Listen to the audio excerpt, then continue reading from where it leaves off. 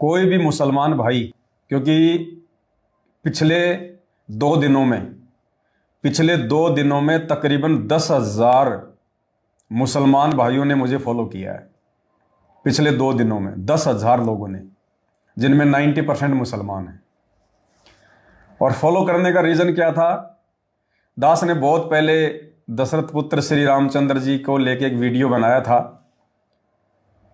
कि जो भी उनका धर्म साबित कर देगा कि श्री रामचंद्र जी का धर्म हिंदू है, या वो हिंदू धर्म से थे, या उनके पूर्वज हिंदू थे, तो 1,00,000 रुपए आप जीत सकते हैं। अभी 22 जनवरी को जो एक पाखंड हमारे देश में लाइव दिखाया गया, मूर्ति में प्राण डालने का पाखंड, मंदिर बनाने के बाद उसमें मूर्ति में प्राण डाल के उसकी पूजा करने का हमारे किसी भी धर्मशास्त्र में कोई प्रमाण नहीं है। चारों वेदों में इस पाखंड का कहीं कोई प्रमाण नहीं है। हम खुला चैलेंज करते हैं भारत के चारों शंकराचार्यों को, खुला चैलेंज। यदि भारत के चारों शंकराचार्य मिलकर, जिन्होंने एक एक वेद को बांट रखा है, अगर ये चारों शंकराचार्य उन चारों वेदों में से,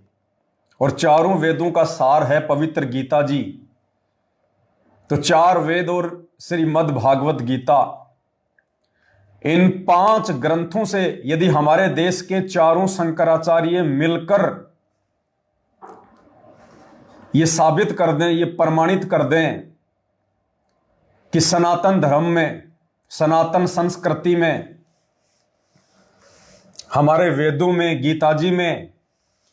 कहीं भी मंदिर, मस्जिद, चर्च या गुरुद्वारा बनाने का परमात्मा का कोई आदेश है, कोई विधान है, या मंदिर बनाने से परमात्मा प्रसन्न होता है, भगवान प्रसन्न होता है, या एक पत्थर की मूर्ति में भी एक इंसान प्राण डाल सकता है, यदि कहीं भी एक भी श्लोक में यदि आप ये साबित कर दें, चारों शंकराचार्य मिलकर, और भी जितने आचार्य हमारे देश में आए दिन बनते रहते हैं, 2-4 आचार्य तो रोज बनते हैं, यूट्यूब पर वीडियो बना बना के प्रचार करते हैं, सबको चैलेंज है, सबको।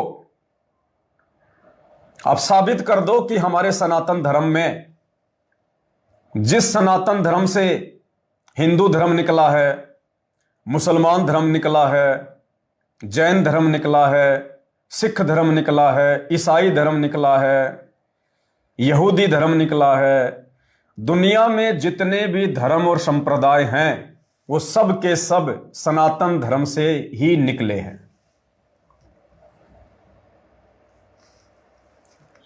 कोई भी शंकराचार्य साबित कर दो, मैं परम पूज्य गुरु श्रेष्ठ सतगुरु रामपाल जी परमेश्वर जी का छोटा सा अदना सा शिष्य उन शंकराचार्यों की टांग के नीचे से निकल जाऊंगा, अगर वो साबित कर दे कि चारों वेदों में कहीं भी श्री रामचंद्र जी का मंदिर बनाकर, श्री कृष्ण जी का मंदिर बनाकर, या हजरत मोहम्मद की मस्जिद बनाकर उनकी पूजा पाठ करने का कोई विधान है। चलो ये तो छोड़ो, मैं भारत देश के चारों शंकराचार्यों को अपने गुरुदेव भगवान की आड़ लेकर, उनके आशीर्वाद से यह चैलेंज करता हूं, चारों वेदों में आप यह साबित कर दो कि दशरथ पुत्र श्री राम ही भगवान है, दशरथ पुत्र श्री राम वास्तव में राम है, वो परमात्मा है, और राम राम राम राम या जय श्री राम उनका बीज मंत्र है। ये 2 बातें भारत देश के सभी आचार्य, शंकराचार्य, राम भद्राचार्य, निम्बाचार्य, जितने भी आचार्य हैं इस देश में, वो साबित कर दो कि दशरथ पुत्र श्री राम ही वास्तव में राम है, वो राम जिसके विषय में कहा जाता है कि दुनिया चले ना श्री राम के बिना, वो राम है जो दुनिया चला रहा है। साबित कर दो। और जय श्री राम या राम राम राम राम राम राम राम राम। राम भद्राचार्य जी का एक इंटरव्यू मैंने देखा था, उसमें वो कह रहे थे कि मैं प्रतिदिन 2 लाख राम राम राम राम राम राम राम राम जपता हूं। तो राम भद्राचार्य जी से, चारों शंकराचार्यों से निवेदन है, प्रार्थना है और चैलेंज भी है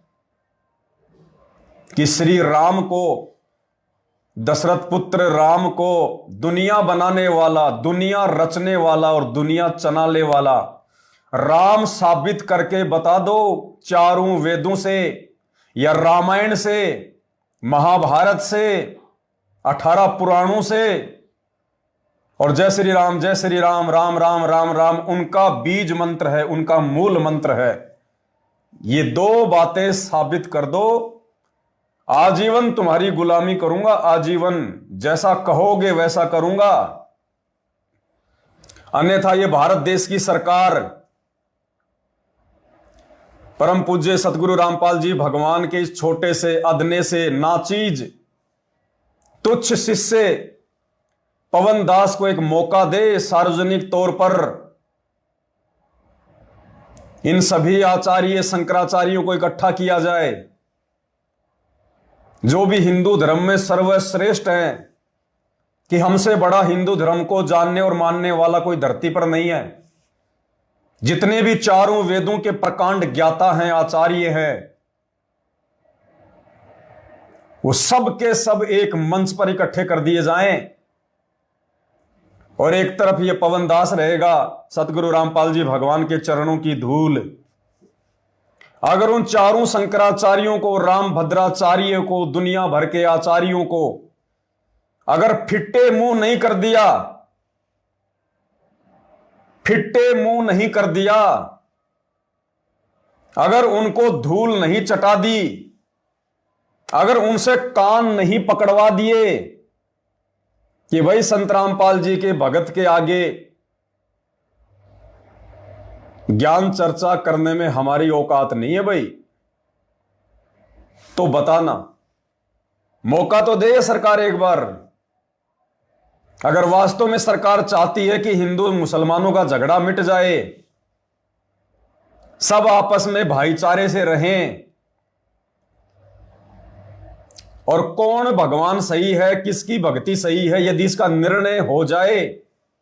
यदि सरकार चाहती है, तो सिर्फ एक मौका दे,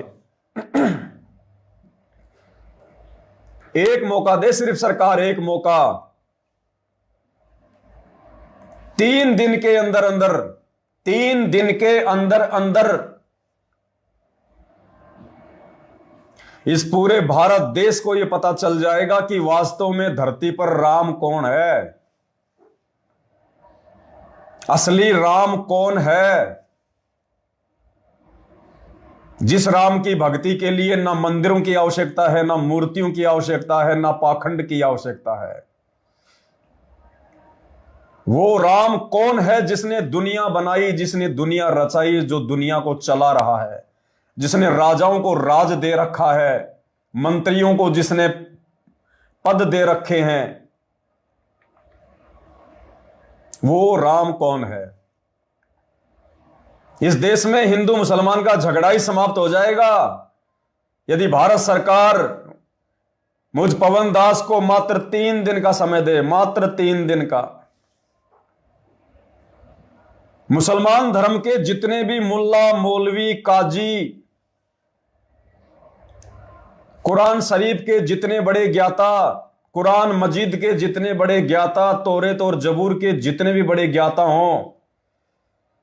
मुसलमान धर्म के जो शीर्ष धर्मगुरु हैं, उन सबको इकट्ठा कर दिया जाए एक मंच पर। और एक तरफ परम पूज्य सतगुरु रामपाल जी भगवान का ये छोटा सा अदना सा कुत्ता पवन दास हर प्रकार से उन मुसलमान धर्म के मुल्ला मौलवियों के अगर कान नहीं पकड़वा दिए, अगर शर्म के मारे, लज्जा के मारे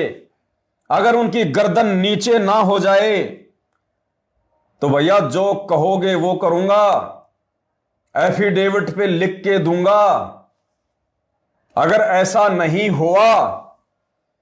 तो इस पवन दास को किसी भी चौराहे पे नंगा करके फांसी तोड़ देना, एफिडेविट लिख के दूंगा, एफिडेविट। ये सरकार यदि चाहती है तो एक मौका तो दे के देखे,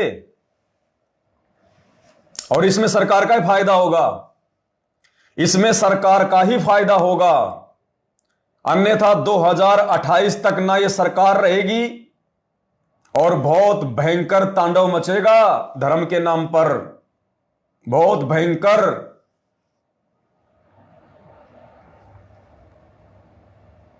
तो मेरी जो बातें हैं, मेरी बातों को जगत वाले भाई बहन हिंदू मुस्लिम नहीं समझ पाएंगे,